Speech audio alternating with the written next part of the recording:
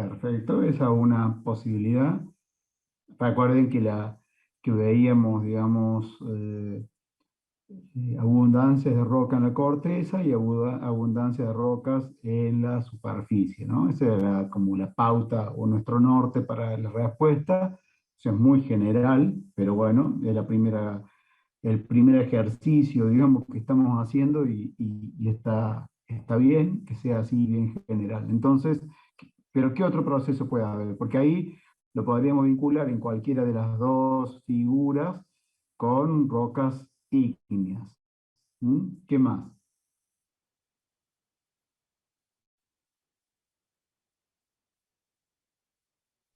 Podría ser el agua meteórica de infiltración, que se calienta, bueno, por la aureola térmica, generaría fumarolas, fuentes termales, y tendría sílice, oro, azufre.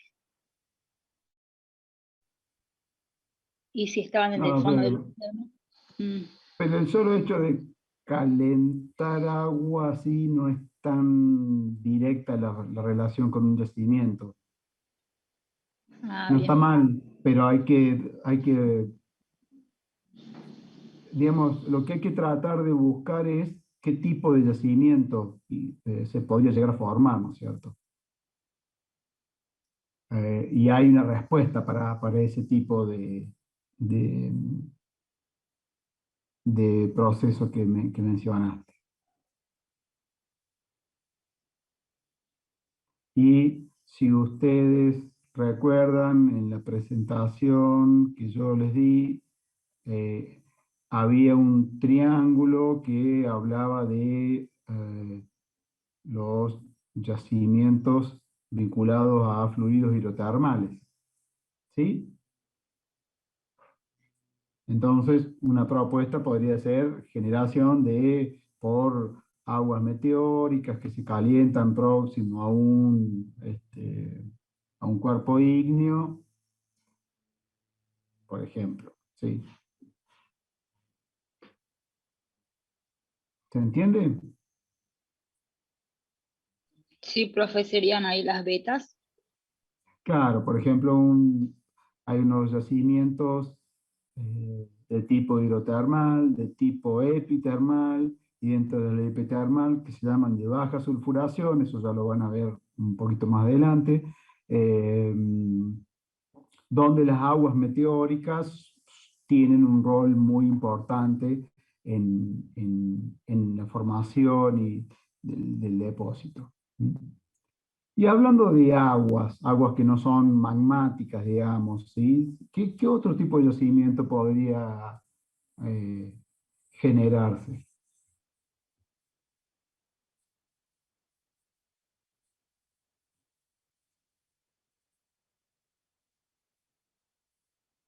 A ver. Mm, sí, pero me refiero más que nada a una fuente de agua donde, porque el agua en ese caso, bueno, transporta los componentes y después el agua se evapora, ¿sí? Eso está bien. Ahora, pero una fuente, otra fuente de agua que no sea la fuente del agua de lluvia, digamos, que se infiltra en el terreno, sino algo así como en el océano, por ejemplo, el agua marina, ¿sí? ¿Qué podría llegar a generar? Relaciónenla con... ¿Cómo? Sí, bueno, el agua ahí transporta, es otra posibilidad. Bien, ¿qué más? Y ahí la podríamos ir relacionando, ¿no es cierto?, con ese porcentaje muy elevado que hay en superficie de rocas sedimentarias, ¿no es cierto? Donde... ¿Depósitos de y bauxitas? No, para la pregunta que hice de bauxitas no. Pero es otra forma importante, digamos, donde el agua va a jugar un rol importante. Va a ser agua de lluvia que se va a ir infiltrando fundamentalmente, bajo ciertas reacciones para generar un proceso que genere un depósito de bauxita. Pero sí, en agua del océano, ¿sí? Agua marina. ¿Qué podría llegar cómo podría llegar a formar un yacimiento? ¿Bajo qué procesos?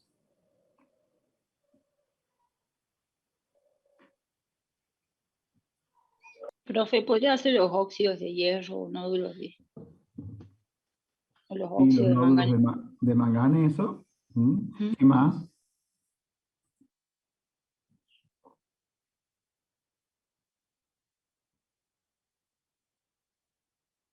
Puede ser, profe, que es cuando el agua se infiltra en la fumarola.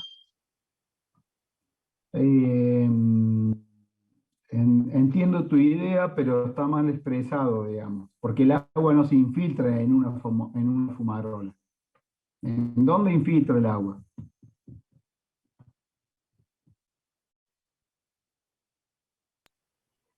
En fracturas, ¿Cómo? en las fracturas, Se infiltra en una fracturas. fractura, sí, y después ¿qué hace?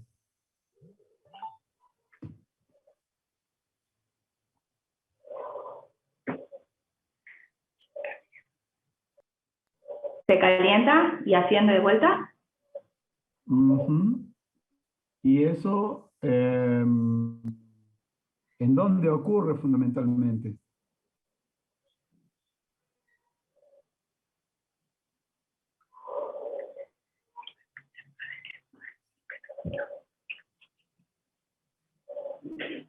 En los depósitos epitermales, No, para formar En qué las tipo. zonas asociadas a las zonas divergentes, profe. Zonas divergentes, sí, correcto. Zonas divergentes. Eh, puede estar ahí, pero el complejo fiolítico ya es algo que tuvo su historia, digamos. Entonces, es algo previo, digamos, a esa instancia.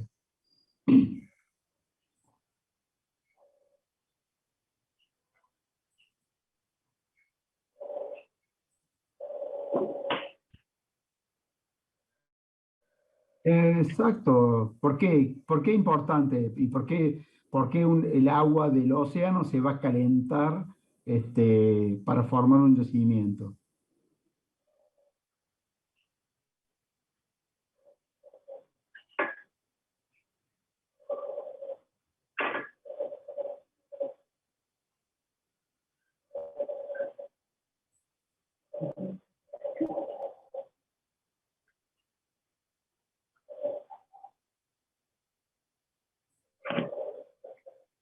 ¿Qué se imaginan? A ver, acá tienen que poner la cabeza a pensar.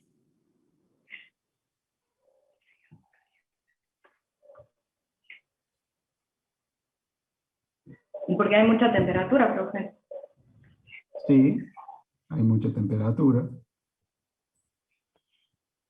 Me avisa cuando esté el- la presentación en Ahí su se ve, pantalla. profe. ¿Ven? Eso es lo que ocurre. El agua próximo a la dorsal, ¿no es cierto? Donde yo tengo una anomalía térmica muy importante, el agua del océano, por las fallas que mencionó Ludmila, va a penetrar, fíjense que penetra a distintas profundidades. Y así, fíjense que hay fumarolas, las fumarolas que vos decías es la consecuencia del agua que sale, ¿sí? A superficie, bueno, en un fondo marino, y pueden ser blancas porque no hay mucha, penetró y ahí nomás subió, pero las que son muy profundas van penetrando, cargándose con elementos químicos, ¿sí? Los necesarios para formar la mineralización que se ve aquí en estas, en estas fumarolas negras, digamos, ¿sí? Y aquí, de aquí van a precipitar sulfuros como de hierro, de plomo, de cobre, para formar los depósitos de sulfuros masivos, ¿sí? Vinculados a actividad volcánica, ¿sí? Esto, digamos, como para darles una idea, ¿no es cierto?, de las posibilidades. ¿Qué otra? Mencionemos alguna más como para ir avanzando. O sea, imagínense que acá ustedes pueden mencionar absolutamente todos los tipos de yacimientos que existen. Lo interesante es que ustedes hagan un ejercicio de, sobre todo teniendo en cuenta los conocimientos que ustedes ya tienen, empiecen a aplicarlos para, aun cuando no conozcan, en la mayoría de los casos, los distintos aspectos vinculados a cómo se forma tal y cual tipo de yacimiento, ustedes ya tienen ciertas nociones básicas que pueden aplicar para poder responder al punto. ¿Estamos? Sí, profe. Bueno, ¿qué otra posibilidad habría?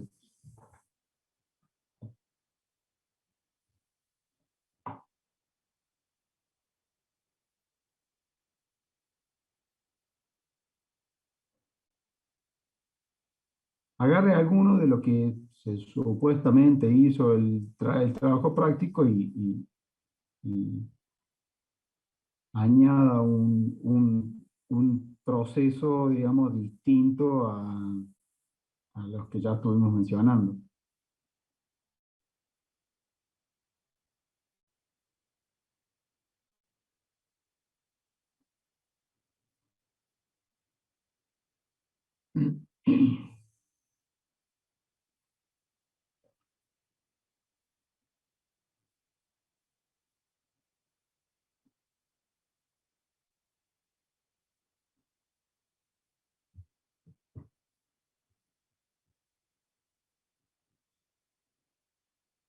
¿Nadie más tiene para aportar nada en este punto? Profe, los deltas, ¿Qué harían? ¿Qué yacimiento formarían un delta?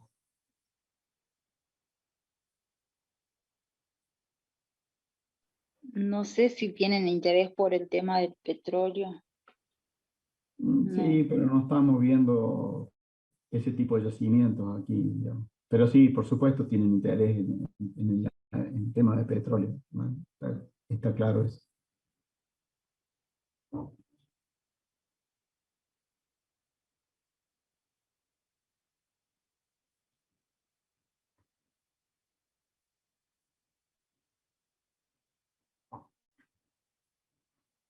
Bueno, vamos avanzando.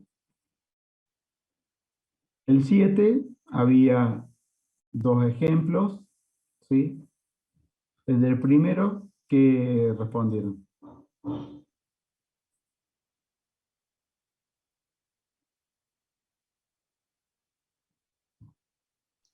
Profe, buenos días. Bueno, El ejemplo 1, yo le puse el posible proceso que dio origen a este depósito. Es una roca ultramáfica con una estructura bandeada, al parecer anortosita, debido a la imagen C. Y sus intercalaciones oscuras pueden ser cromo, platino, donde C sería lo que es la ganga dentro de la imagen G. Lo que aparece con signo de pregunta, la mena, lo que rodea. sí, la ganga rodea a la mena, ¿no? Ya no escucho, pasa muy cerca. No sé qué te quieren vender ahí, pero que la ganga rodea a la mena en este caso. ¿Sí? Texturalmente hablando, ¿no?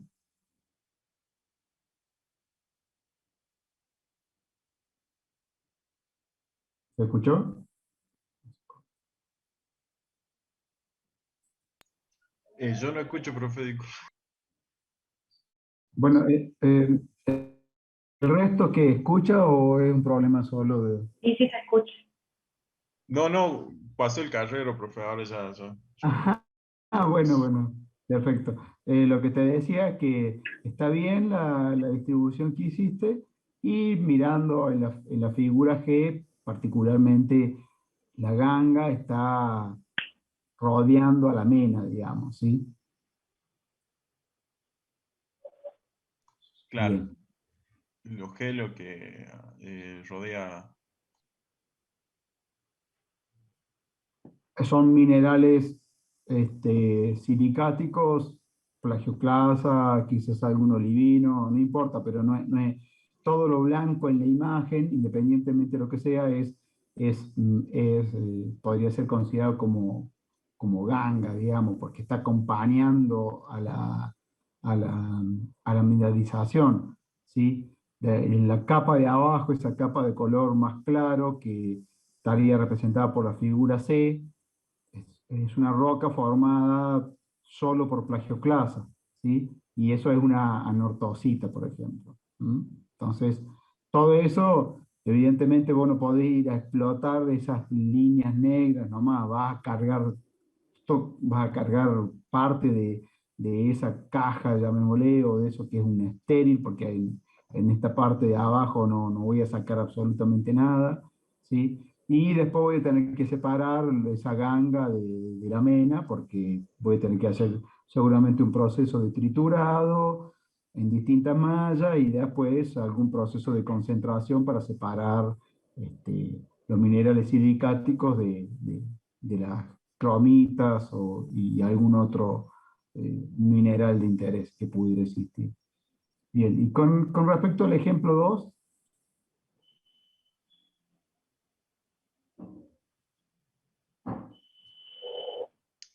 Ahí le leo, profe. Su posible formación puede deberse a la concentración de minerales debido a la precipitación diferencial de soluciones gaseosos líquidos calientes. Debido a este origen, la parte de arriba donde la concentración de sulfuro, estos pueden ser sulfuros de plata, como por ejemplo la galena, o esto vendría a formar lo que es la mena, y el cuarzo cristalino es la ganga. ¿algún otro que haya respondido a ese ejercicio? Necesito que el resto... Ajá, fluidos hidrotermales.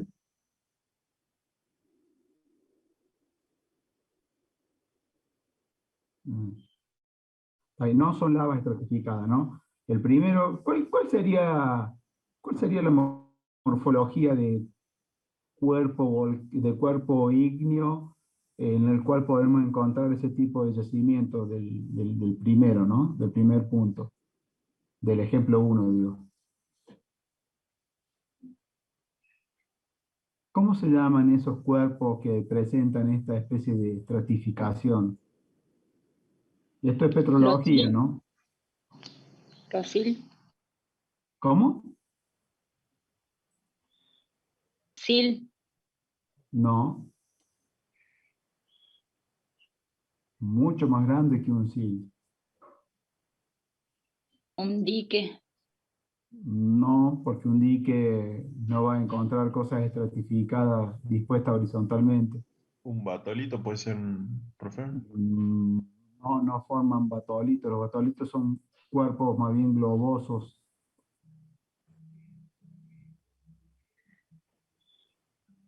Esto es digamos, el objetivo de esto es que ustedes, porque pueden entender, digamos, de qué es una roca, son rocas básicas, que hay una estratificación, que voy a encontrar quizás gabros, roca ultramáfica, cromita, etcétera, pero si yo le digo, ¿y eso a dónde lo van a ir a buscar? ¿A un batolito?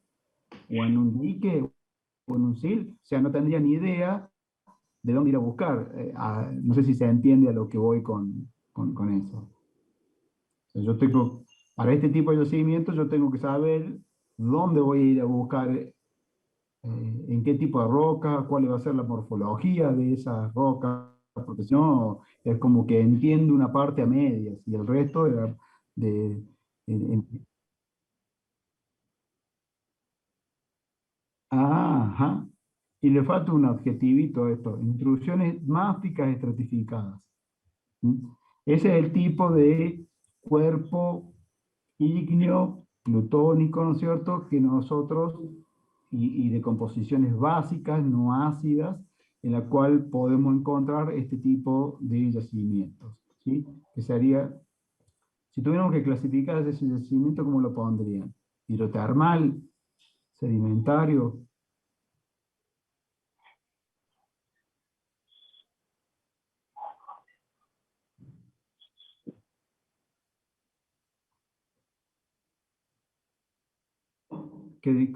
¿Cómo lo clasificarían? No, jamás.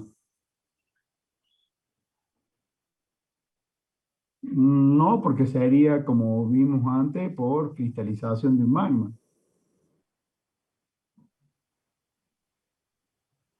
¿Sí? ¿Se entiende a lo que apunta el trabajo práctico? Y es más que nada para que ustedes mismos detecten, ¿sí? Sus propias falencias a la hora de poder interpretar, digamos, ¿sí?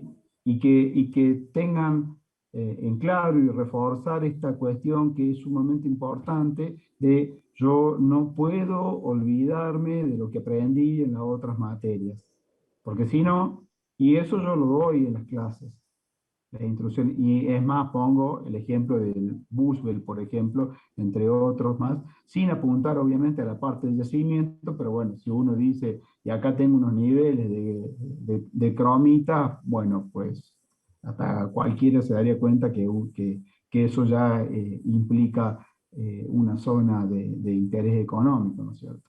Yo hago las menciones superficiales, pero bueno, sin entrar a la disquisición con respecto a lo que es metalogenia, pero sí recalco la importancia desde el punto de vista económico, digamos, de la intrusión en máficas estratificadas. Bien. Con respecto al segundo, ¿algún otro que mencione que puso en el ejemplo 2?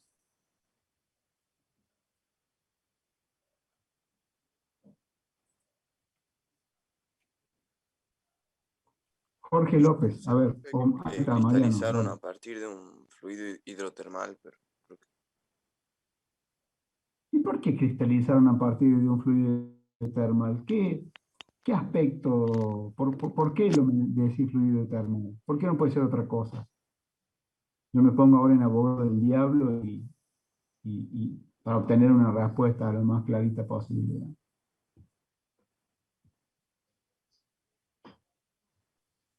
no, la verdad que no sé, yo, o sea, me puse eso porque no se me ocurría si podía ser otra cosa. Bueno, pero independientemente por eso vuelvo a insistir con lo mismo, ¿no? Empiecen descartando, ¿sí? A ver, ¿tiene pinta de una roca ígnea? O sea, si, eso podría ser, si nosotros miramos la imagen panorámica, la de izquierda arriba, se ve como un dique. ¿Sí? Yo podría decir, no, pero eso es un dique de magma de composición ácida. ¿Qué dirían ustedes?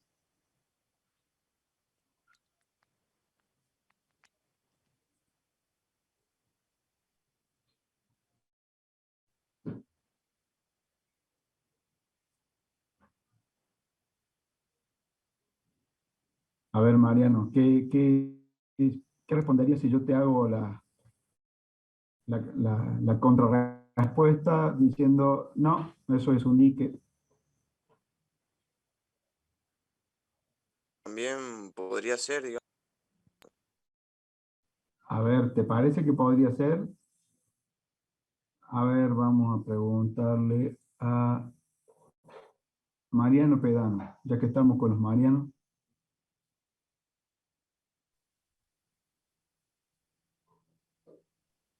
Para mí no, profe, ¿Por qué? porque a simple vista parece cuarzo o, o algo Sí, parecido. bueno, pero fíjate, tienen la información de que hay unos sectores con calcedonia, después hay otras bandas que son cuarzo cristalino, sílice dendrítico, o sea, bastante particular la situación. Entonces, ¿podría ser un magma eso? No. No, No, no influye. Aunque el aspecto panorámico de esto podría ser de un dique, sí, tranquilamente. Pero con ese bandeado y con calcedonia, y con presencia de sulfuros ya la cosa cambia, ¿sí? Entonces, ¿cuál podría ser el proceso para generar esto?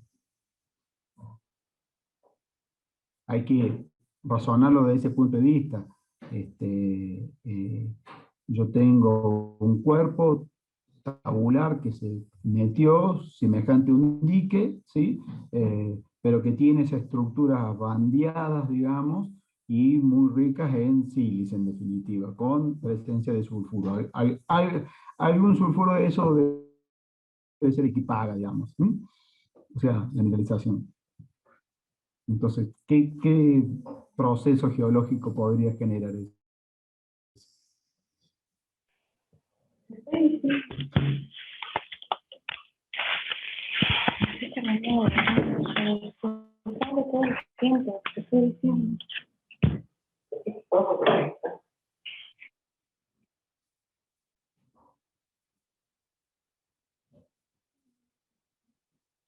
El tema de los fluidos hidrotermales, recuerden, es una parte importante dentro de la formación.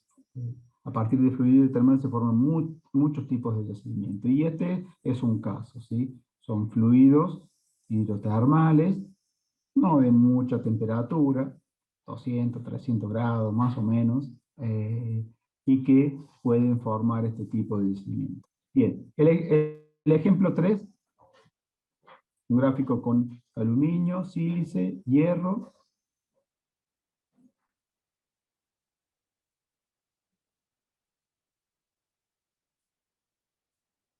Y partimos desde un extremo, la parte más rica en sílice, hay un granito como nuestro punto de partida, y las distintas rocas que se han ido analizando se van hacia el lado del aluminio.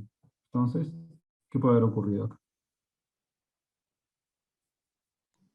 Profe, ¿Sí? yo puse en el tercer ejemplo, se puede deducir que el proceso geológico que actúa es la lateritización debido a que disminuye el contenido de sílice en la relación al aluminio o hierro, de modo que da lugar a suelos lateríticos cuya composición sea probablemente bauxita, conformando una mena de aluminio.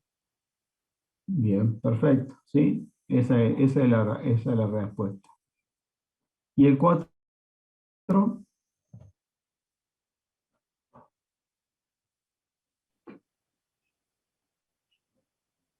tenemos 3 zonas, desde superficie hacia subsuelo. La superior con guetita, matita, jarosita, una intermedia con malaquita, flerita, brocantita, una zona intermedia con calcocina y coelina, un poquito más profunda esta zona, y una zona inferior con calcopirite y bornita. ¿Es una de alteración supergénica? Exacto, este es un proceso de alteración supergénica. ¿Dónde ves lo supergénico?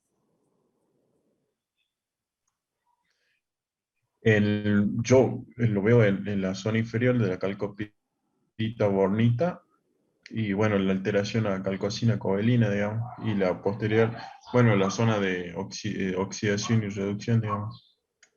Bueno, pero hay que ordenarlo ahora. Porque en la respuesta concreta no la acertaste, digamos. Dijiste la zona inferior de calcopirita y bornita. ¿Esa sería qué? ¿Qué sería la zona de calcopirita bornita? Profe, ¿eso no Lo sería el producto? Claro, los primarios. Los primarios, exactamente. Esa es la zona primaria o la zona hipógena, ya lo vamos a ver más adelante. Esa sería nuestra roca original, digamos. ¿Sí? Sí. Y después, la primera zona, ¿qué sería? Tuviésemos que ponerle un nombre, así, bueno, la zona hipógena o primaria. La primera zona, ¿qué podríamos decir? La palabra la mencionaron ya. De oxidación. Exactamente, de oxidación. ¿Sí? Y ahí podríamos ser más finos si quieren, porque la jarosita, ¿sí?, no se forma en cualquier condición. Necesita, ¿qué condición de la solución? ¿Saben eso?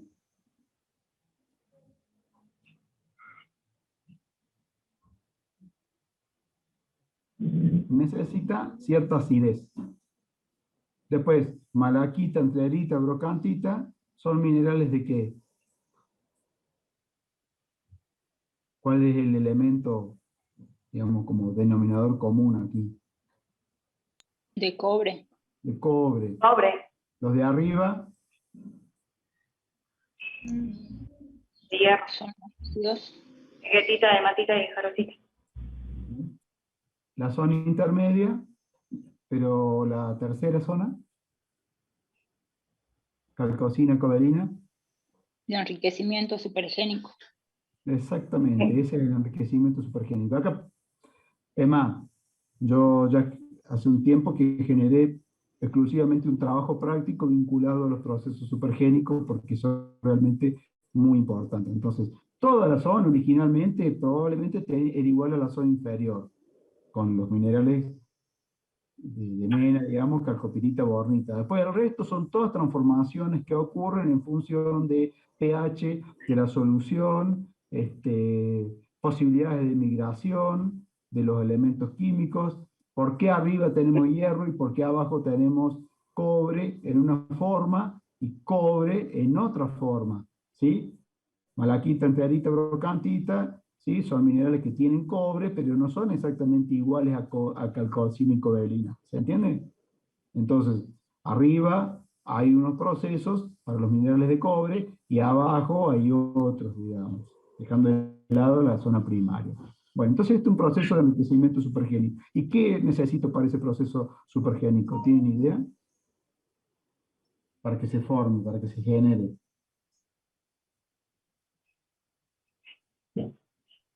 Interperismo. Sí, más. Lixiviación puede ser para que se forme la zona de enriquecimiento. Sí, pero ¿cómo hago para lixiviar? ¿Qué utilizo? ¿Qué componentes necesito? Agua ácida, agua superficial. Ácida. Agua superficial. El agua superficial de lluvia, cuanto mucho es ligeramente ácida, tiene un pH de 6,5 aproximadamente. Pero estamos muy lejos de poder atacar una roca con un pH de agua 6. Entonces,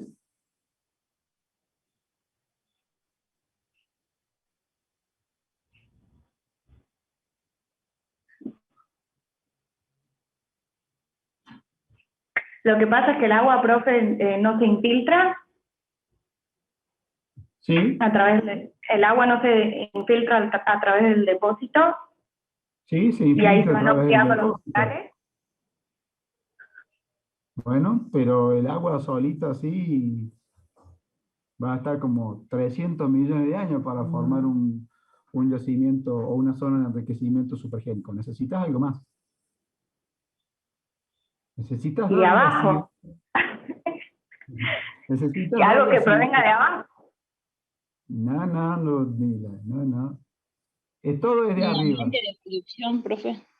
¿El qué? Ambiente de reducción.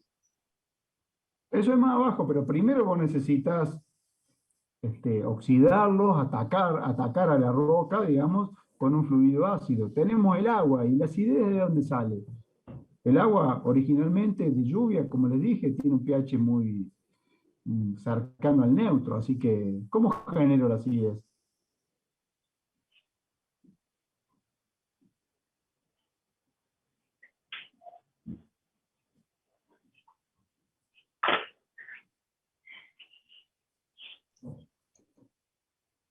Va a salir a partir de la interacción del agua con los componentes que hay en la roca. Como sulfuro. Con el Sí, azufre. pero no todos los sulfuros son los importantes para generar la acidez. Hay uno específicamente que es el que necesito para... No está listado ahí, ¿no? Y es un sulfuro de hierro. ¿El sulfato? No. No. Es un sulfuro de hierro. ¿Ya? ¿Cómo? Escuché un ta nomás, así que no sé, Ludmila. Creo que ¿Pirita? Tirita, sí, exactamente. Ya lo vamos a ver en detalle, pero para que ocurra este proceso necesitamos pirita. Si no hay pirita, estamos fritos, ¿sí? Bueno, fíjense todas las relaciones que podemos vivir, y podemos seguir profundizando un poquito más, porque vamos a ver que el hierro puede estar en solución hasta un determinado pH de la solución, ¿sí? Y cuando ese pH incremente un poco, va a precipitar en la parte de arriba. Pero el cobre tiene un poquito más de movilidad, entonces puede estar soluble en la solución, a un pH un poco más neutro, digamos, hacia un pH más neutro. Pero en calcocina y cobalina vamos a necesitar un ambiente reductor porque ahí vamos a formar un sulfuro, ¿sí? Bueno, nada. Figura, ¿se entendió esto? Sí. Okay. El 8. El 8 es una ganga, así que me lo tienen que decir. El 8, profe, la distribución de las primeras, de las principales zonas, que dice ahí de mineralización de cobre y molibdeno, corresponden a la zona de subducción. Exactamente. ¿O no? Sí. Hay una Yo corresponde a márgenes convergentes de placas y arcos magmáticos ligados a subducción. Fíjese que hay márgenes continentales activos, como el andino, pero si nos vamos al Pacífico Oriental, son arcos de isla fundamentalmente. Entonces, y después hay algunas situaciones un poquito más complejas ahí en Europa Oriental, pero bueno, independientemente de eso, hay una relación a un proceso de subducción y de arcos volcánicos fundamentalmente. ¿Mm? La 9. Pero acá voy a preguntarle yo, porque quiero que hablen todos, como Erika Reales. Coméntame qué hiciste en la 9.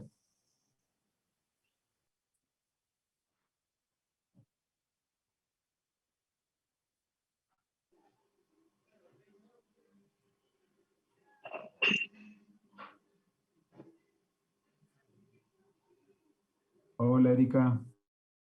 Hola, profe. No, ese no lo hice. ¿Eh? No lo hice. Entonces, a Yelén Ramírez, contanos qué hiciste.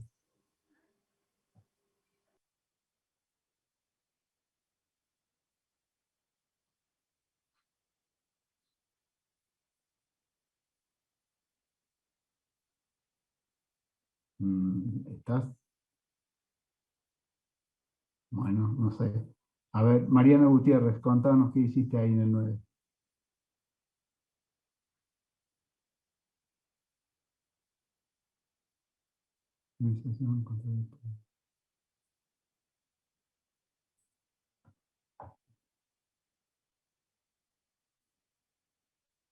Bueno, a ver, contanos, si podías abrir el micrófono mejor, Mariana, y contanos un poquito más de detalle, porque hay algo, hay que dar más información, digamos, con respecto a esto.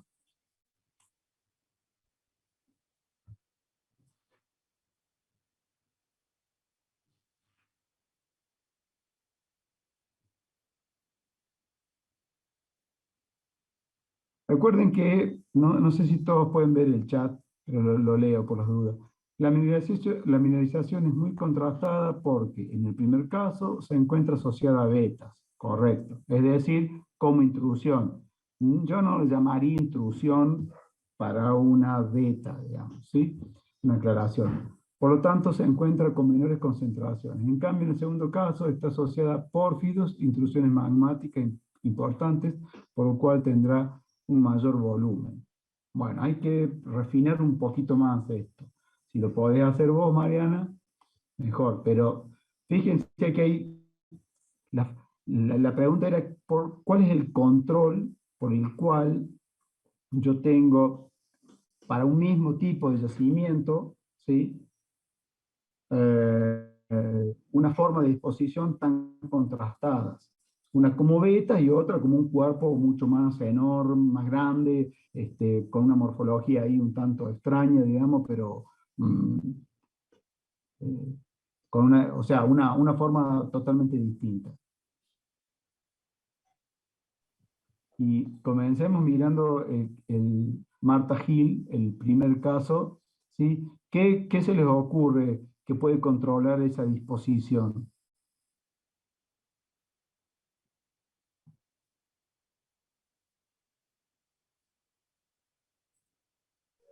Profe, ¿puede tener que ver con un control estructural?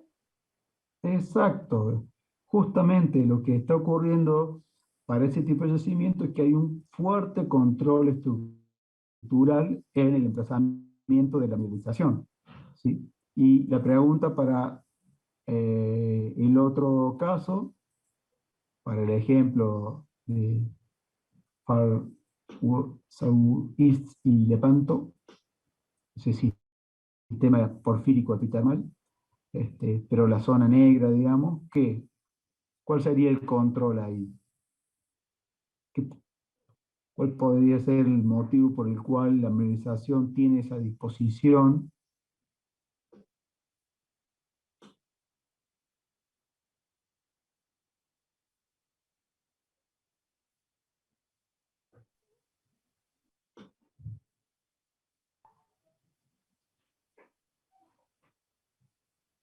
Profe, en ese caso puede ser, como decía Mariana, debido a las características de la roca, de la roca de Sí, acá. sí, sí, pero ¿qué características? ¿Por qué, digamos? mm, ¿Qué características de una roca pueden controlar fuertemente esa disposición? La porosidad, ¿Sí? ¿Y qué otra cosa?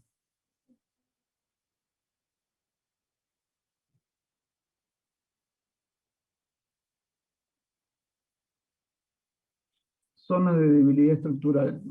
Mm, sí, la estructura siempre juega un rol, pero a veces no es tan preponderante como lo litológico. En este caso, hay un control netamente litológico, que tiene que ver con porosidad y qué. Si estamos hablando de un depósito epitermal, estamos hablando de un depósito generado a partir de fluidos. Y los fluidos van a circular. ¿Por dónde van a circular los fluidos? Si estamos hablando de una roca, ¿qué tiene que tener esa roca? ¿Ya? Permeabilidad, exactamente. O sea, hay un control litológico y ¿qué da ese control? La porosidad y la permeabilidad de la roca. ¿Vamos? ¿Se entiende? Entonces, es un análisis muy simplista y muy superficial, pero tranquilamente uno dice control estructural, control litológico. ¿Sí? Esa litología, bueno, muy probablemente tenga mucha porosidad y permeabilidad original. Podría ser. Ya vamos a ver después exactamente para ese ejemplo, porque es un ejemplo fabuloso, cómo se controla. El 10, primero pregunto, ¿quién lo hizo? ¿Quién lo pudo resolver? El que lo pudo resolver, que hable.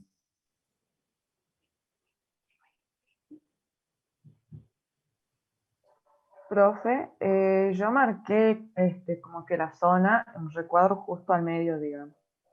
O sea, ahí donde Yo está, puse donde lo mismo. dice 70 Ah, grados, 75 grados. bueno. Bien, esa podría ser una. Esa es una parte, digamos, ¿sí? Esa es la zona favorable. ¿Pero por qué favorable y no mirando la figura hacia la izquierda, donde solamente quedan unas trazas ahí delgaditas, digamos, de la estructura no sería favorable? Porque ahí sí, pues, y a ver, el movimiento de la estructura es uno solo, ¿sí? Tanto para una zona como para otra, es el mismo, digamos. Nada más que por algo, ahí yo puedo tener mineralización y no en el otro. ¿Qué tipo de estructura sería? ¿Qué tipo de movimiento? Etcétera, etcétera.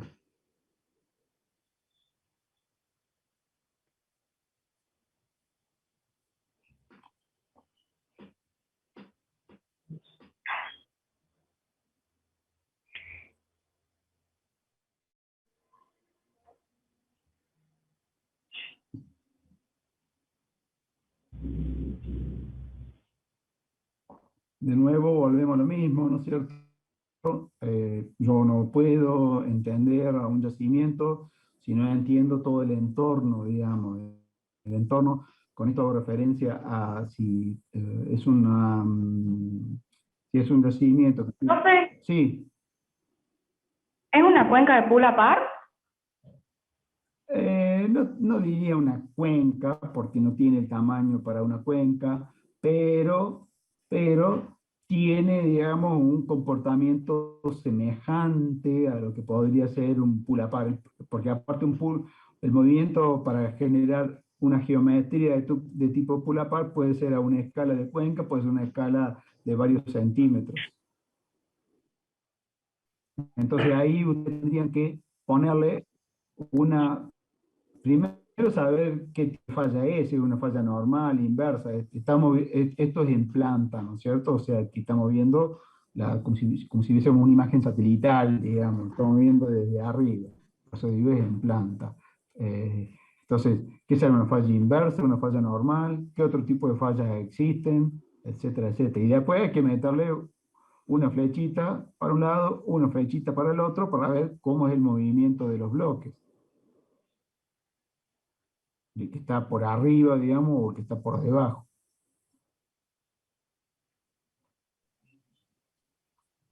¿Qué tipo de falla? ¿Profe, puede Empecemos por ser ahí. falla transformante? Exacto. Transformante. Pero en las fallas transformantes tengo sectores que pueden ser transpresivos y otros transtensivos.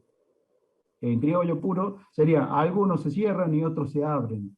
Entonces, en función de tener ese concepto claro, que una falla transformante puede tener sectores transtensivos y otros transpresivos, o sea, con presión o con distensión,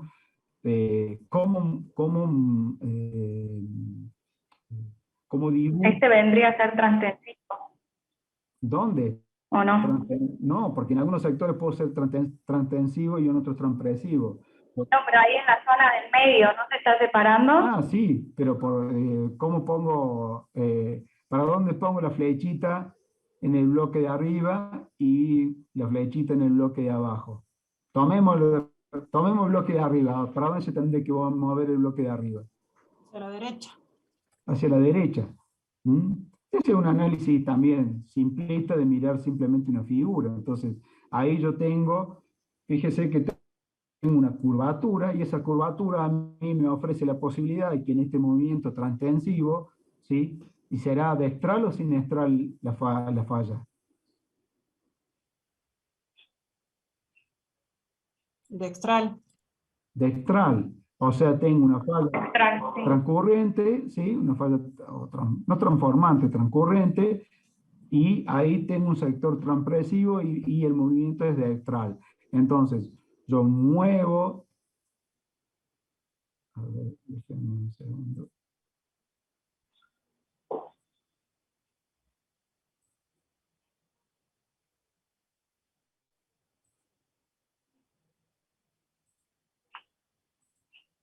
Ahí se ve.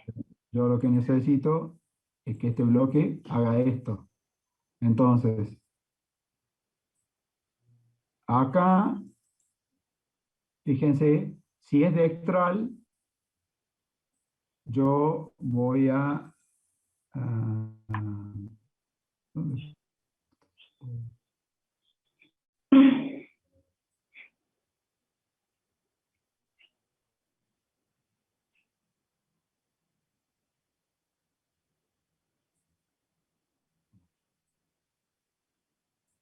¿Lo ven ahora? Sí. Bueno, para aquel que tenía problemas, entonces, ¿qué hay que reforzar aquí? Bueno, la cuestión estructural. ¿Por qué? Porque yo, si voy a trabajar en un sistema, en un yacimiento que está controlado por la estructura, pues necesito entender la estructura regional, la estructura local, para ver cuáles van a ser las zonas favorables, porque yo no me voy a ir a meter 200 millones de pozos acá para ver dónde encuentro el yacimiento. Primero voy a tener que estudiar tener que saber cómo es la estructura a nivel regional y la estructura a nivel local buscar todos los indicadores posibles para saber cuáles son las zonas favorables y cuáles son las zonas en las que no voy a meter un peso. Esta... Profe. Perdón. Esta zona de aquí... Uy, me quedo...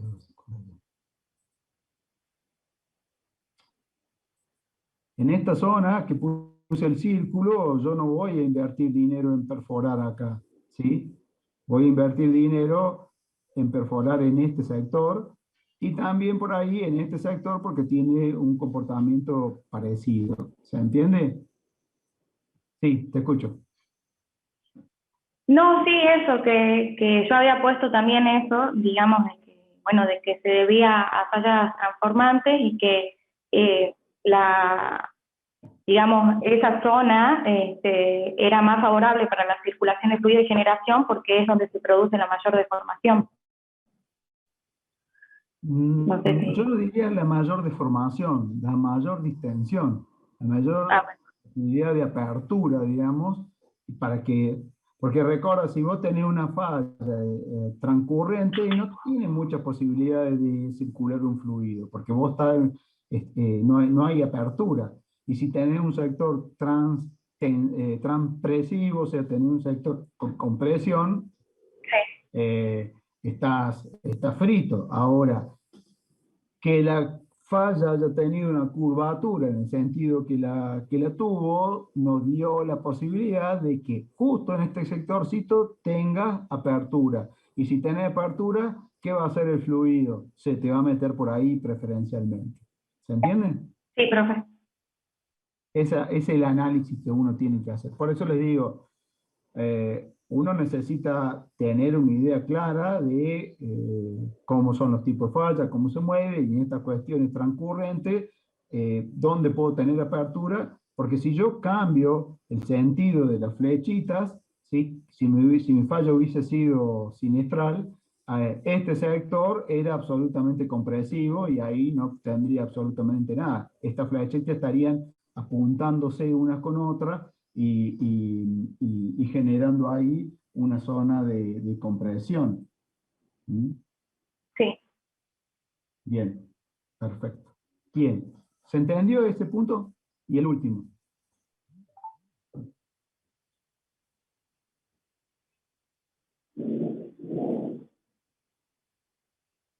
Profe, ese yo había averiguado y bueno, había visto que no hay un consenso en cuanto a la formación de esto del hierro bandeado, pero dicen que, digamos, o sea, que hay tres aspectos que son fundamentales y que dicen que, bueno, que todos coinciden, y es que se forma en ambiente reductor y que se depositan, y que se forman por debajo del nivel de base de oleaje, según Benedetto. Y después, bueno, la presencia de hierro en estado reducido, disuelto en agua. Exacto. Sí, esto por sus siglas en inglés pues lo van a encontrar mucho como BIF, B larga IF, por formación terrífera bandeada. Y hay controversia porque, bueno, mientras más antiguos son los depósitos, porque es un tipo de yacimiento que no se da actualmente en las condiciones de nuestros océanos, entonces siempre hay un poco de controversia. Independientemente de eso, lo importante es que ustedes tomen un contacto con este tipo de yacimiento que tiene esa característica, o sea, es bandeado y típicamente alterna cuarzo y algún mineral de hierro. Y después lo que tenemos que tener en cuenta es que por ser depósitos muy antiguos y que estaban en el fondo marino, pero hoy nosotros podemos llegar porque ha habido procesos orogénicos, tectónicos y demás que lo ponen en superficie, y por muchísimo tiempo seguramente ese hierro ya ha pasado de su mineral original a un mineral secundario. De hierro también, pero secundario. Y fíjense que aquí nosotros tocamos así aleatoriamente distintos tipos de yacimientos con distintas génesis y morfologías y texturas, y modos de formación que para el objetivo del trabajo práctico implica que yo necesito tener lo más sólido posible conocimientos de otras asignaturas, materias o disciplinas dentro de la geología para poder entenderlo. Aquí la materia es compleja en el sentido de tener una gama extremadamente amplia de procesos geológicos involucrados, mineralogías, petrologías, etcétera, química, que hacen del yacimiento de esta materia una materia central y compleja a la vez. Bueno, espero que el objetivo del trabajo práctico, no para mí, sino para ustedes, se haya cumplido, digamos, de despertar con respecto tengo una falencia en geología estructural, pues me tengo que poner un poco las pilas en entender un poquito más las cosas. Y a esta cuestión que yo siempre insisto en, abrimos la cabeza para poder relacionar. Yo no necesariamente tengo que tener idea de cómo se forma un yacimiento, pero si veo cierta información, puedo poner la cabeza a funcionar para entender cómo se generó. Es un ejercicio que se tiene que hacer permanentemente para que la cabeza no se oxide, digamos. Bueno, ¿alguna consulta, alguna pregunta?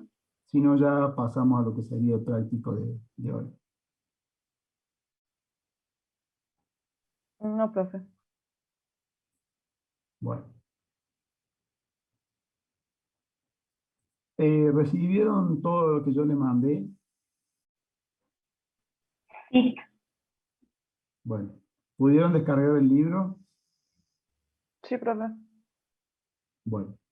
No les voy a decir si pudieron hacer el trabajo práctico porque todavía no hemos hablado, pero la idea es que para la próxima clase podamos discutir algunas cosas rápidas, no vamos a detenernos mucho en esto, porque como les dije, y vieron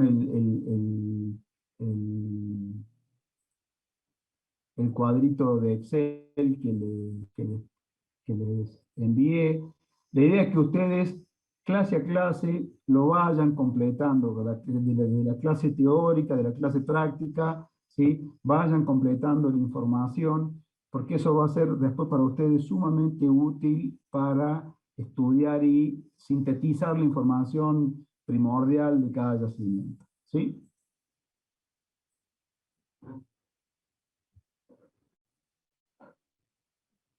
Bueno, entonces, si no hay ninguna pregunta con respecto al trabajo práctico anterior,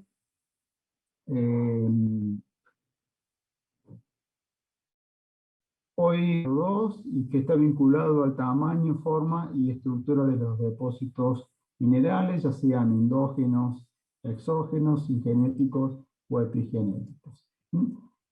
Entonces,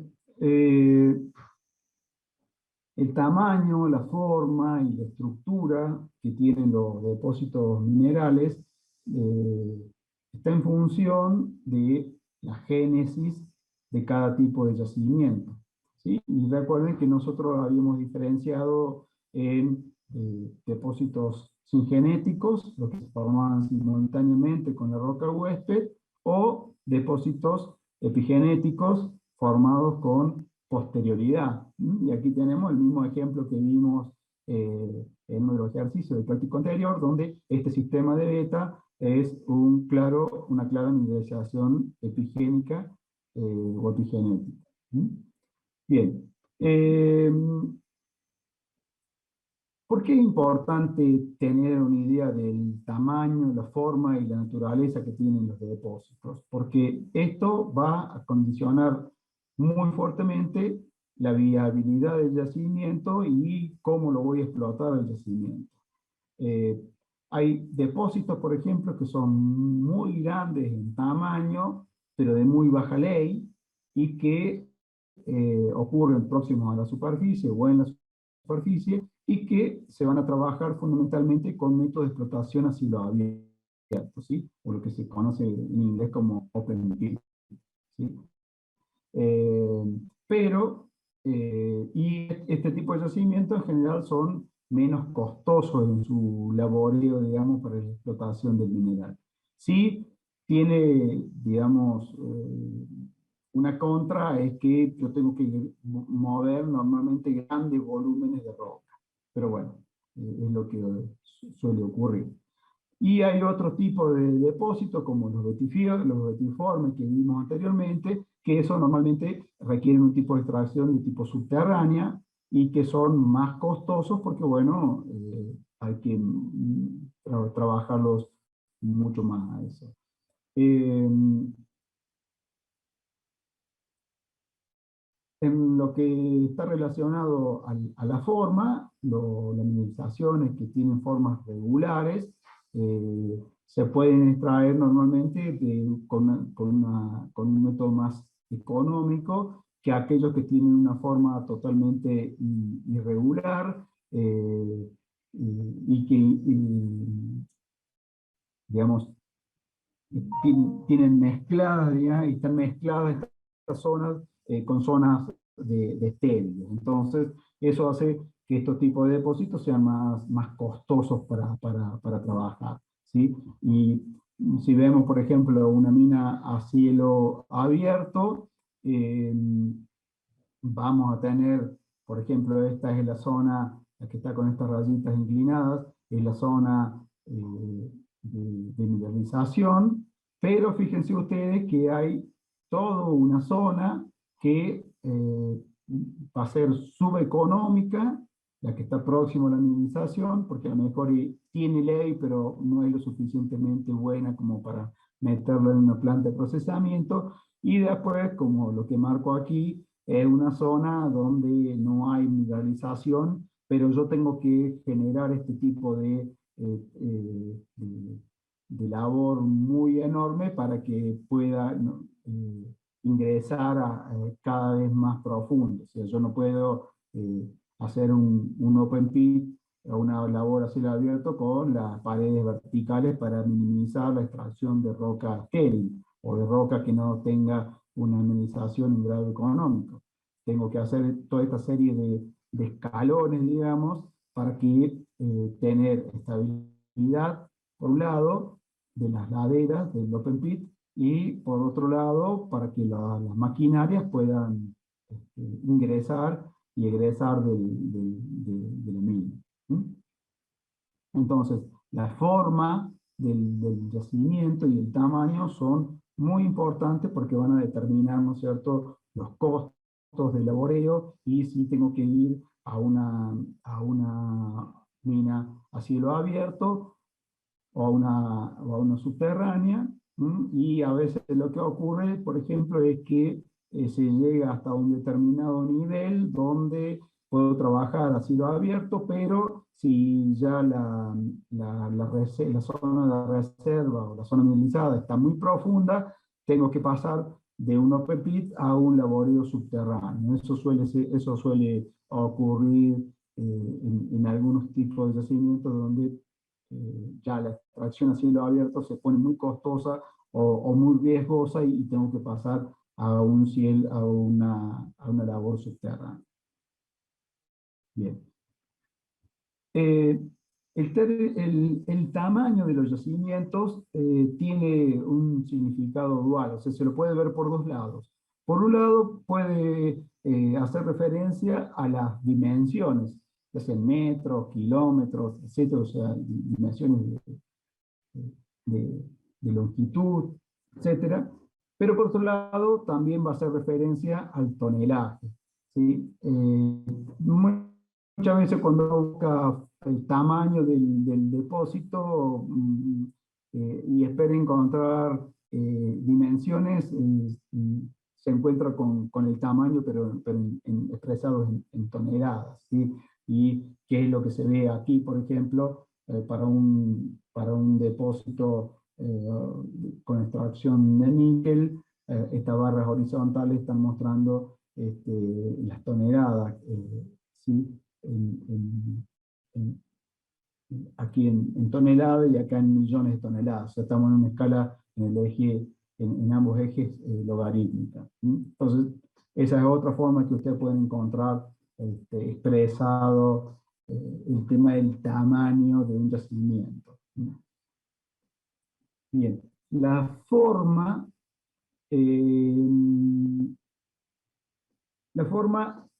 es otro aspecto importante porque, como vimos recién, va a determinar, por ejemplo, si tengo que hacer un trabajo subterráneo o puedo hacer un trabajo a cielo abierto.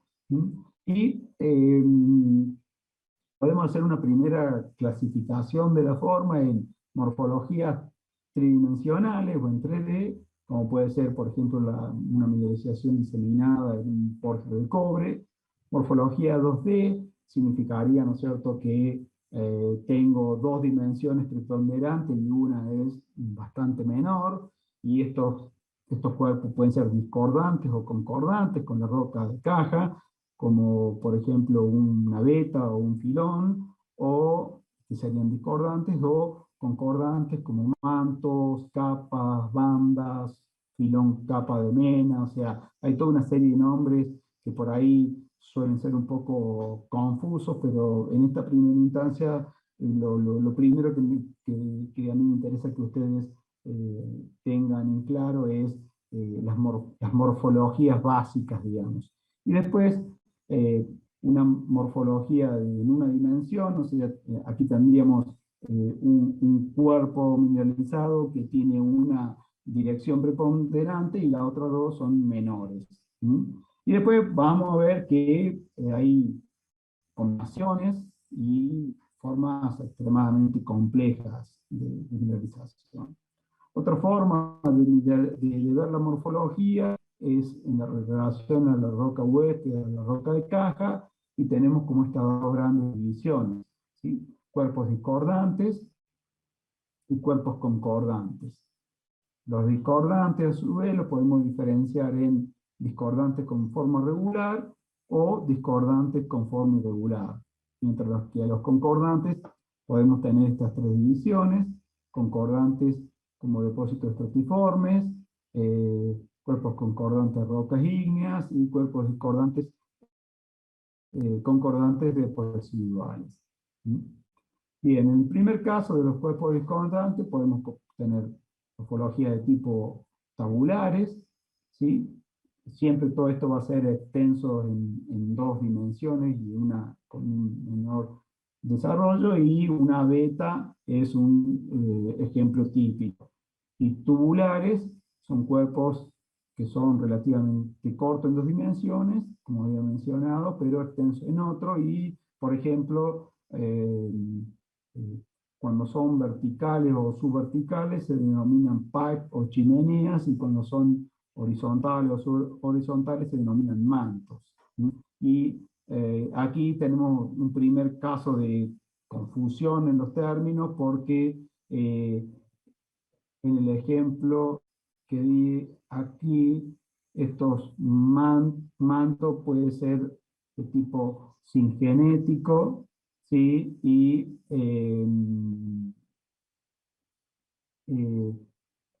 hay que ver también que esto está aplicado, este término, debido a que puede ser utilizado por algunos autores para cuerpos tabulares planos. Entonces, aquí podemos llegar a tener un poco de confusión. Siempre lo más aconsejable es tratar de ver cómo es la morfología del cuerpo, asociándolo a si es unidimensional, bidimensional o tridimensional. O sea, si tenemos una, dos o tres dimensiones que son preponderantes.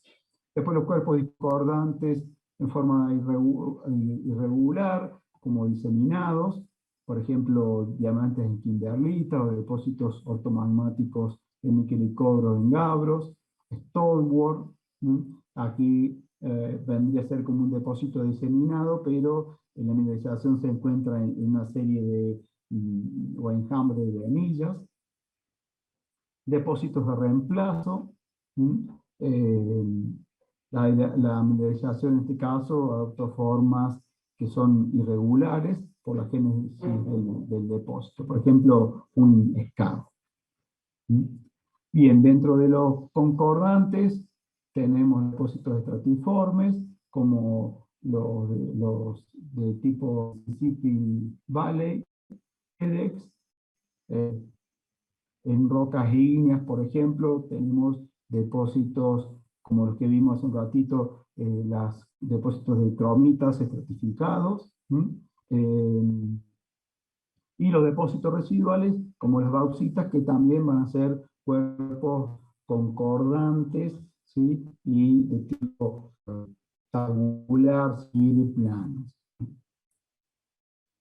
Bien. Volviendo al tema de forma, pero estas combinadas y complejas, en un mismo tipo de yacimiento, nosotros podemos ver lo que hay comportamientos, digamos, que en algunos casos son como mantos, cuerpos tabulares constantes, pero en otros casos tienen como una forma de chimenea, o sea, tienen una posición vertical y puede tener una morfología irregular. O en otro caso, por ejemplo, en planta y en perfil, vemos claramente que la distribución es bastante particular, medio irregular. Podemos ver que algunos sectores son concordantes y otros sectores son como discordantes, tienen una disposición vertical, subvertical y medio irregular. Entonces, si nosotros tenemos una mineralización que está controlada por la porosidad y permeabilidad de la roca, pues entonces podemos tener formas que son extremadamente irregulares. Pero si tenemos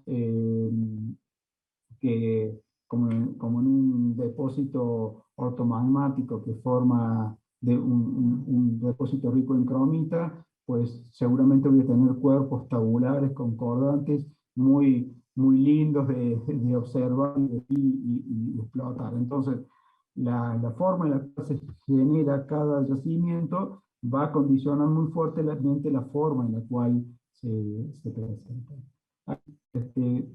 Otras más de cuerpos, fíjense que son cuerpos que tienen que son concordantes con las rocas. Esto es una intrusión máfica y que la mineralización está concordante con ese gabro, digamos, certificado. Y aquí vemos, por ejemplo, formas que son como lenticulares, pero que internamente pueden ser masivas o diseminadas y venillas o puramente diseminadas. Entonces, lo importante que ustedes tienen que tener es, cuando yo veo la forma puede ser tabular, concordante, puede ser tabular, discordante, etcétera, etcétera, pero después yo tengo que mirar internamente cómo es el otro aspecto, que es la estructura. Puede ser totalmente macizo, o sea, adentro no tengo absolutamente ningún rasgo de delineación de componentes, ni nada por el estilo.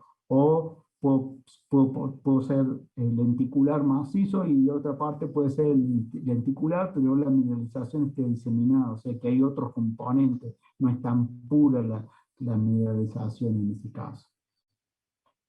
Fíjense acá para sistemas porfíricos, si yo miro en planta estos 4 ejemplos, la mineralización tiene una forma de tipo subcircular, cilíndrica en planta, pero después son estas zonas de color gris. Después cada uno tiene una distribución que es en perfil, fíjense que es extremadamente irregular en algunos casos, en otras cosas es como un poco más homogénea, si se quiere, la distribución. Entonces, cada yacimiento, de acuerdo a la forma en la cual se presenta la mineralización, voy a tener morfologías que pueden ser muy variadas, para el mismo tipo de depósito incluso. Y aquí tenemos un caso, en esta figura de la derecha, donde hay una parte donde hay un control estructural muy neto, pero después, en algún momento, ese fluido termal encontró una zona constituida por una litología permeable y la mineralización se distribuyó controlada por la litología, mientras que acá abajo está controlada por la estructura. Entonces, para un mismo tipo de yacimiento, yo puedo tener sectores que son totalmente distintos en el aspecto, en la forma, en la estructura, en el tamaño de ese depósito, estructura controlado por litología. Aquí vemos otras formas de manifestación que son como muy irregulares, digamos. Estos dos son yacimientos de uranio, este es de tipo roll-from, como se llama, y este es de depósitos de uranio relacionados a discordancia, y como ven, la distribución de la mineralogía de la mena es muy irregular, muy particular, condicionada a la forma en la cual se generan. Bien, con estructura del depósito nos referimos a las relaciones espaciales y de formas, pero del conjunto de minerales que constituyen a ese depósito. Entonces, no confundir estructura con formas. Yo puedo tener una veta, ya lo vamos a ver, que sea bandeada, como se ve aquí, pero puedo tener una veta que sea completamente maciza, o sea, internamente no hay ningún tipo de organización maciza, o internamente hay una organización muy particular que da este tipo de bandeado. Las dos son, ¿sí? Las dos en la analogía de un cuerpo tabular, discordante, pero internamente tienen estructuras distintas. ¿Entiende la diferencia? Profe, disculpe, a mí se me cortó cuando dijo no confundir y no sé qué dijo ahí. Estructura con forma. Ah, listo. Ok. Otra cuestión también suele tener o traer mucha confusión es el término textura, texturas bandeadas. Sobre todo en la literatura en inglés se utiliza mucho para estructura el término textura. Entonces, como verán,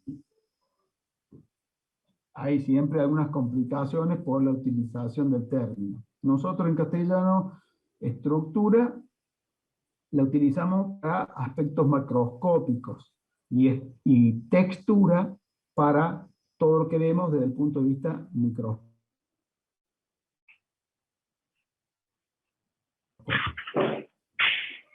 Aquí podemos tener una estructura estratificada, pero cuidado que nosotros tenemos que ver internamente qué características tiene, porque puede ser maciza, en este caso podría ser incluso hasta gradada, porque gradaciones como ocurre en la roca sedimentaria se ve también en las intrusiones máficas estratificadas. Aquí vemos, por ejemplo, un depósito de hierro bandeado. Estas capas oscuras son capas de magnetita y la otra son de cuarzo. Fíjense que la morfología podría ser de tipo tabular, conformante, pero bueno, a su vez tenemos variaciones, que bueno, no vamos a entrar en ese detalle, al cual habrá que ver si eso es totalmente macizo o no. Con el término diseminado hacemos referencia a la quimera, bien con la acompañante, es en general de grano fino y está distribuida de manera aproximadamente uniforme en la roca que la contiene. Y podría ser el caso, por ejemplo, de los diamantes en kimberlitas. Los diamantes son estos componentes de colores medio translúcidos, un poquito más oscuros, o una mineralización de bornita o de sulfuros de cobre, por ejemplo, en un pórfido. También está distribuida dentro de la roca que la contiene. Otra forma de diseminación es el stonework, pero no serían como cristales individuales o formando grupos, sino que se presentan en venillas o vetillas también, se presentan de manera aleatoria, o sea, sin un rasgo, sin una orientación preferencial, pero a veces sí pueden llegar a tener un tipo de orientación preferencial. O una cosa que es importante cuando se estudian los storyboards o este sistema de venillas, es ver cuántos tipos de venillas existen y cuáles son las relaciones de corte, o sea, cuál es la temporalidad que tienen. Aquí vemos otro ejemplo de storyboard, donde no determinar ningún tipo de orientación preferencial, por lo menos a simple vista. Estructura maciza hace referencia a que no se observa ningún tipo de arreglo especial entre los individuos que lo constituyen, ¿sí? Y aquí vemos, por ejemplo, un depósito de matita totalmente maciza. Si yo no puedo decir que hay una orientación, un bandeado, nada. ¿Sí?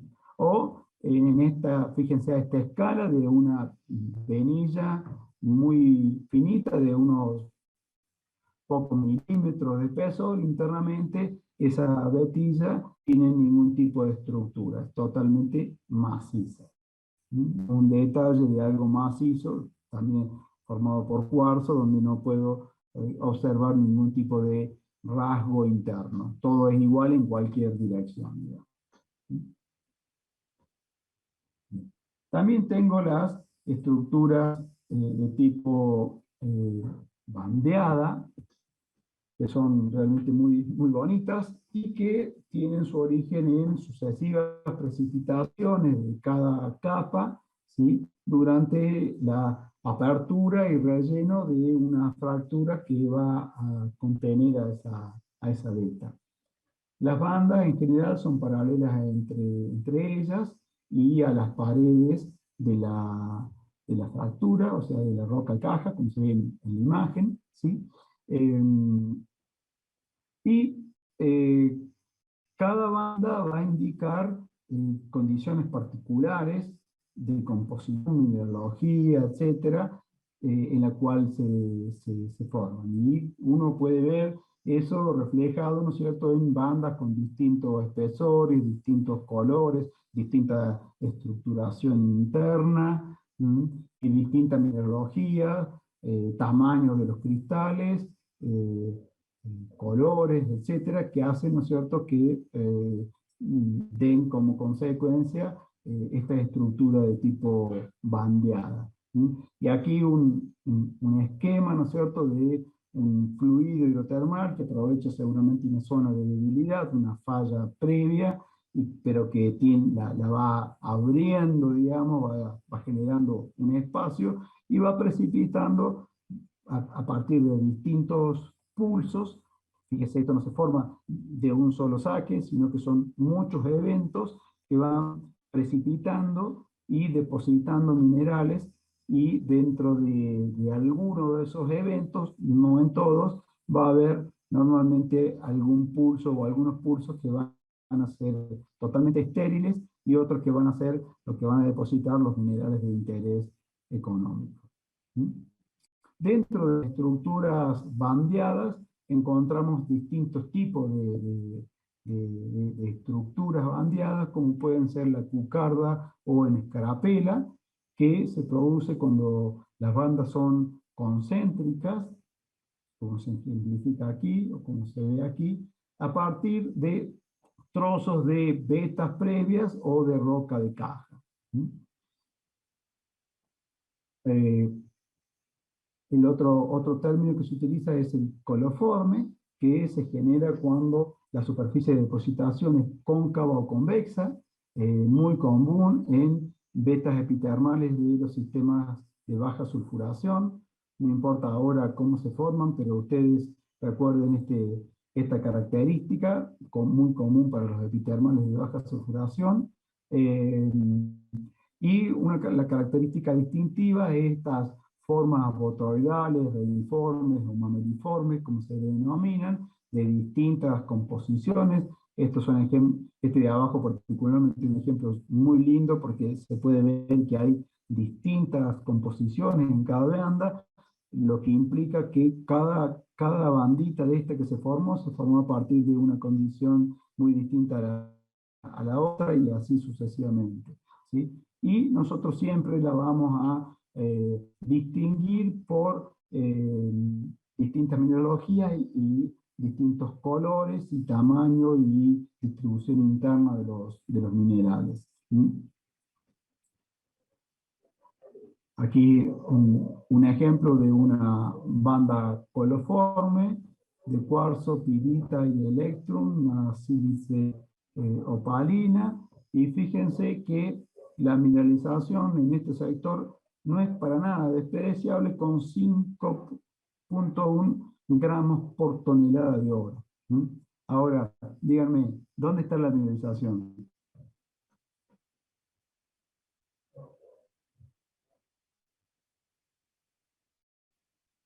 ¿La pueden ver?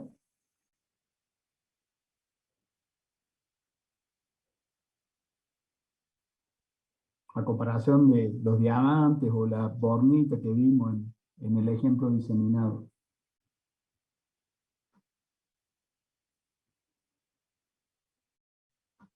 ¿Se ve menos, profe? Se ve menos, se ve nada. A veces en estos sistemas la mineralización no se ve, es alta fundamentalmente cuando se hace el análisis, pero verlo a escala macroscópica a veces es muy difícil. Bien. El otro tipo es el costiniforme, es una estructura muy común, o una variedad muy común dentro del bandeado, y muy diagnóstico para este tipo de sistemas epitermales junto con la coloforme, ¿sí? Y la característica particular es que son también sucesivos eventos que depositan bandas de tipo con la disposición subparalela, y que la distinguimos por textura, proporcional, color, ¿sí? Y muy frecuentemente es simétrico, digamos, y uno puede ver, si tiene oportunidad de ver la beta completa, ¿no es cierto?, con ambos contactos con la roca de caja, ve una distribución simétrica, o sea, lo que encuentra en un lado se espeja y refleja en el otro lado de la beta. Bien. Y tenemos la estructura de tipo brechosa, o la típica brecha. Y la brecha es una estructura que ocurre en una gama extremadamente amplia de depósitos minerales, epitermales, pórfidos, scan, sulfuros masivos, de tipo Mississippi Valley, elogioso G, oro orogénico, y la lista continúa. Y aquí le muestro una imagen de brechas como el tipo de estructura predominante que concentra la mineralización en depósitos epitermales. Encontré esta imagen porque muestra, incluso tenemos algunos ejemplos locales, como Veladero, por ejemplo, ¿sí? Que está alojado fundamentalmente en brechas. Las barras de color azul está relacionado a cuerpos de brecha de gran escala, mientras que los otros pueden tener brechas, pero no hay depósitos vinculados, la mineralización no está vinculada a brechas fundamentalmente. Entonces, fíjense que la mineralización vinculada a brechas es realmente muy importante. Yanacocha, para que ustedes se den una idea, Yanacocha está en Perú, y es uno de los yacimientos epitermales de oro más grandes del mundo, que aloja la mineralización fundamentalmente en brechas. Ahora, la brecha, ustedes la conocen de sedimentología, es una roca que va a estar formada por fragmentos de rocas preexistentes, ¿sí? Que tiene, como los fragmentos son clastros de rocas previas, tiene una matriz que puede ser muy amplia en su característico, en su composición u origen, ¿sí? Detrítica, clástica, lava, todo, harina de roca, magmática, etcétera, etcétera. Y un cemento, que es un precipitado químico que normalmente va a rellenar huecos, pero a veces es producto de la cristalización o la depositación a partir de un fluido, ¿no?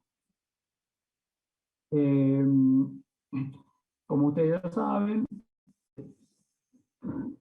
habrá brechas que son monolitológicas o heterolitológicas o polimícticas.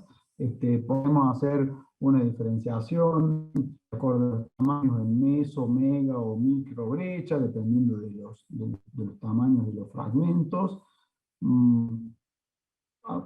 También pueden variar desde el extremo clasto soportada a matriz soportada. En esto yo no me voy a detener en nada. Y lo que sí tenemos que tener en cuenta es, cuando nosotros describamos la brecha, tenemos que tener en cuenta el tipo, tamaño y forma de los fragmentos, y si son mono o polimícticas, la relación entre la cantidad de fragmento y matriz, eso nos va a dar una idea si es matriz soportada o clasto soportada, la composición de la matriz del cemento, y se deriva de la molienda de la roca, de minerales hidrotermales introducidos, o es una matriz magmática, presencia de material juvenil ígneo, como cenizas y pomes, alteración hidrotermal, relación con la roca de caja, si es abrupta o es transicional, y demás características que nosotros podemos tener. Entonces, como cuando nosotros hablamos de brecha en el ambiente de yacimientos minerales, como yo les mencioné al principio, podemos tener yacimientos donde la mineralización está alojada en brechas. Nosotros debemos tener mucho cuidado en el estudio de la brecha, porque podemos tener brechas tectónicas, podemos tener brechas, o sea, brecha originada por un proceso tectónico, por una falla, podemos tener brecha originada por un proceso sedimentario, por un proceso volcánico. Un magma que se emplaza puede autobrecharse. Un fluido hidrotermal puede brechar a las rocas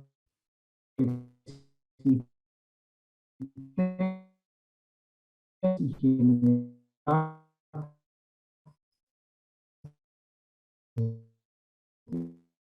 una brecha.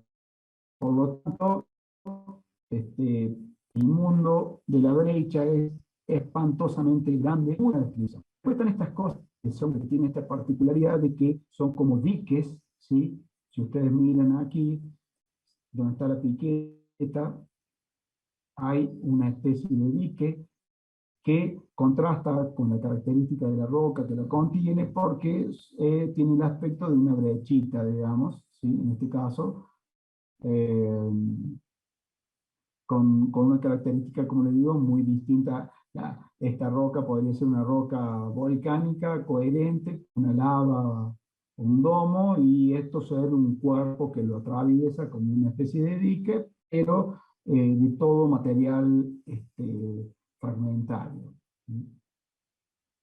Bueno, clasificación de las brechas es otra cosa extremadamente compleja, porque hay varios tipos de clasificación. Uno de los más utilizados o que tiene muchas citas, digamos, o muy utilizado, el de Sirito del año 85, donde él habla de una serie de brechas, hidrotermales, chimeneas de brecha con magneto marina, cuerpos de brecha asociados a pórfido, hidromagmática, freatomagmática. O sea, realmente es muy confuso la clasificación de las brechas cuando están vinculadas o cuando se hace referencia a las brechas que encontramos vinculadas a yacimientos minerales.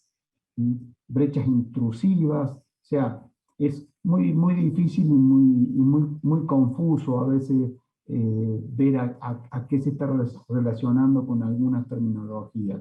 Por ejemplo, brechas freatomagmáticas, esto podría ser tranquilamente una brecha originada por un proceso de interacción agua-magma y no necesariamente está vinculado a un yacimiento, por ejemplo. Después cuando se dice brechas intrusivas, ¿a qué se refiere? ¿Una brecha que intruye a algo o un cuerpo intrusivo que intruye y a algo y se autofragmenta, se autobrecha en los márgenes o en los contactos? Por eso es un poquito complejo. Otro tipo de clasificación es el de Corbe. Este primer caso en la clasificación tiene implicancias netamente genéticas en los nombres que se utilizan.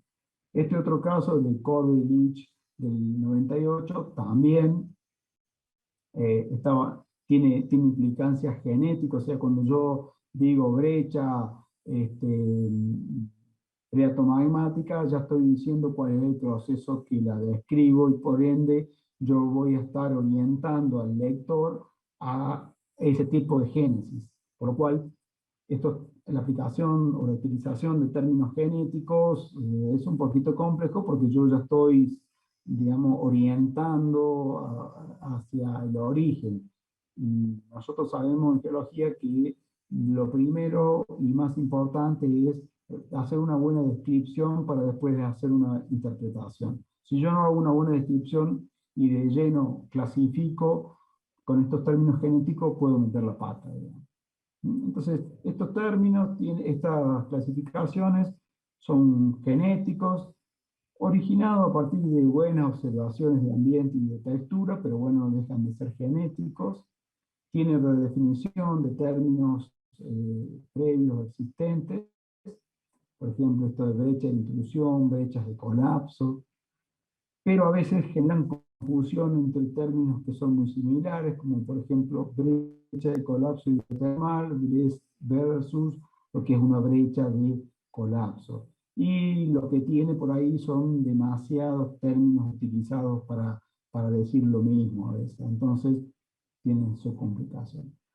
Hay otros autores que se han centrado en clasificar las brechas en depósitos de tipo betiforme. Entonces, tienen una orientación exclusivamente hacia ese tipo de depósitos, y que, bueno, quedan de lado otro tipo de depósitos en los cuales se presentan brechas. Y hay otras clasificaciones de brechas que están, como la de Moore y Woodcock, que son vinculados a brechas relacionadas a fallas, o sea, brechas de tipo tectónicas. Aquí diferencian en tipo rompecabezas o cartiladas, como le llaman, brechas de mosaico o brechas caóticas, dependiendo de la abundancia de clastos, más de 75, entre 60 y 75, o menos de 60, y en función de la rotación de los clastos, si hay un menos del 10% de clastos rotados para las crackle, entre un 10 y un 20 de clastos rotados, o entre más de un 20% de rotación de clastos para una brecha caótica. Bueno, podría haberme extendido muchísimo más en esto, es extremadamente complejo y me tomaría por lo menos un par de trabajos prácticos explicar cada una y bajo esta situación pandemia se complica más la cuestión, pero lo importante que ustedes tengan en cuenta es que las brechas son muy frecuentes en los yacimientos minerales, que pueden ser brechas originadas previamente, como una brecha tectónica, o una brecha sedimentaria, o una brecha de origen volcánica, y que utilizó su permeabilidad y porosidad para circular fluido y depositar un mineral. Entonces, ahí tengo una complejidad de una brecha mineralizada, pero el origen de la brecha es previo, digamos, y después circuló un fluido y mineralizó. O puedo tener el caso contrario de que un fluido hidrotermal brechó rocas y mineralizó en la matriz o como cemento. Entonces, es una brecha que tiene una connotación distinta porque eso está íntimamente vinculado el origen de la brecha con el evento mineralizante.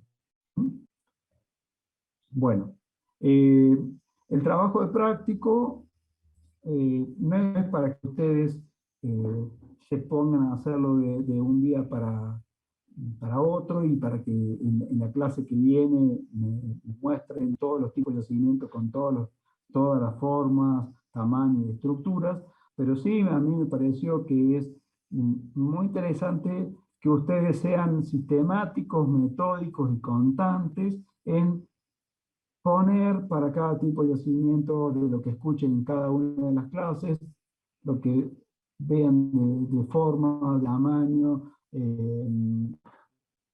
de estructura y así cualquier otra información relevante en ese cuadro que les mandé, para que mañana, cuando ustedes tengan que estudiar la materia para venir el final, tengan como una especie de guía, pero una guía bien sólida, o sea, este tipo de yacimiento, ¿qué características tiene? Ah, se presenta de esta forma. ¿Cuál es la mineralogía típica? Esta. ¿Cuál es la ganga típica? Esta.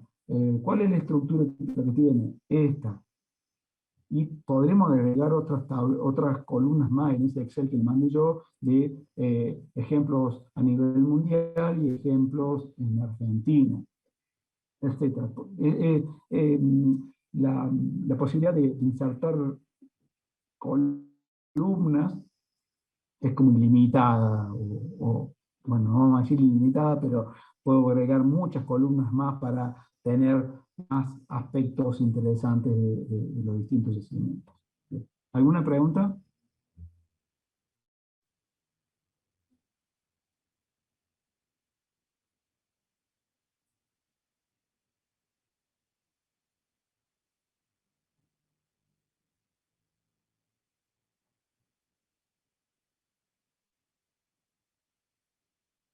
No,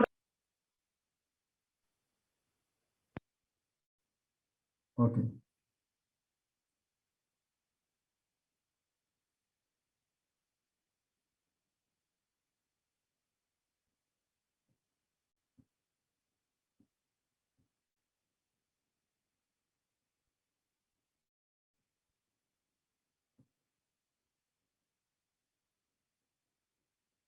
El resto, ok.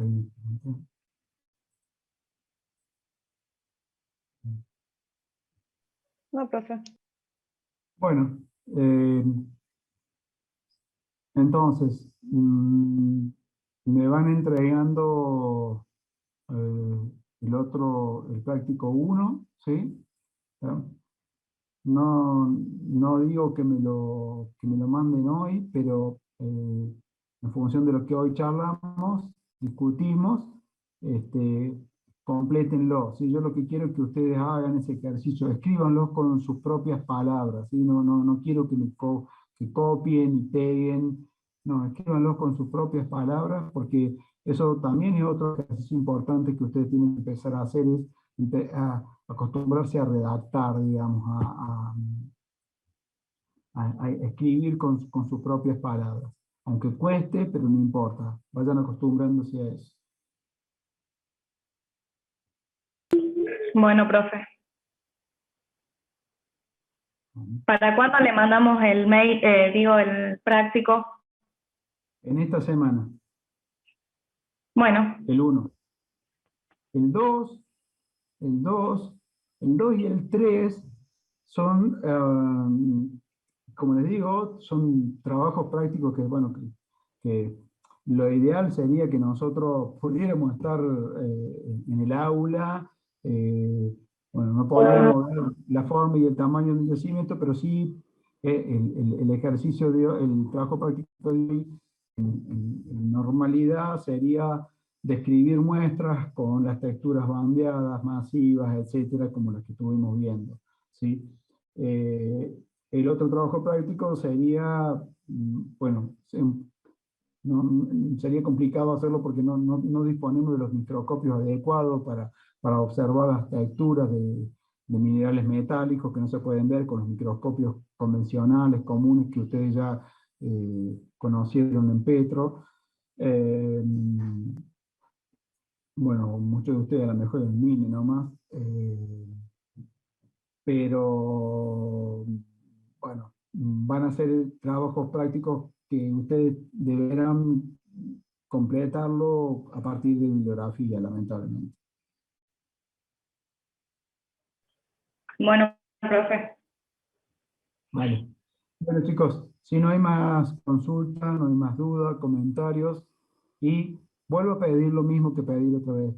Quiero más participación de todos. No importa si lo que están largando es un zapallazo. A mí no me molesta para nada y no les tiene que importar ni un rabanito si hay un compañero de ustedes que puede pensar de que uy, ¿qué va a decir mi compañero? Van a pensar que yo no sé nada, etcétera, etcétera. ¿Estamos?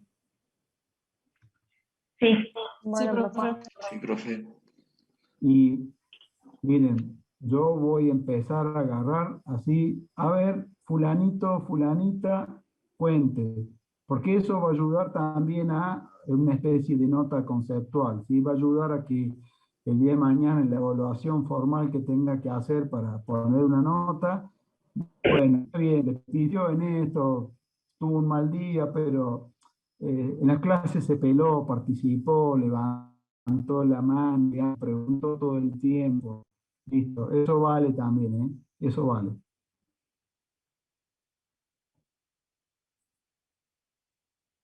¿Ok? Bueno, profe. Sí, profe. Bueno, chicos, nos vemos entonces. Profe, una última pregunta. A su mail se lo mandamos, ¿no? Al trabajo 1. Sí, los quiero en el mail. Y me ponen, por favor, en el subject, en el tema, me ponen trabajo práctico número 1 y el nombre de ustedes, ¿sí? Ok. Bien, profe. Gracias. Bueno, profe. Gracias. Hasta el miércoles. Bueno, hasta el miércoles, chicos. Chau, chau. Chao.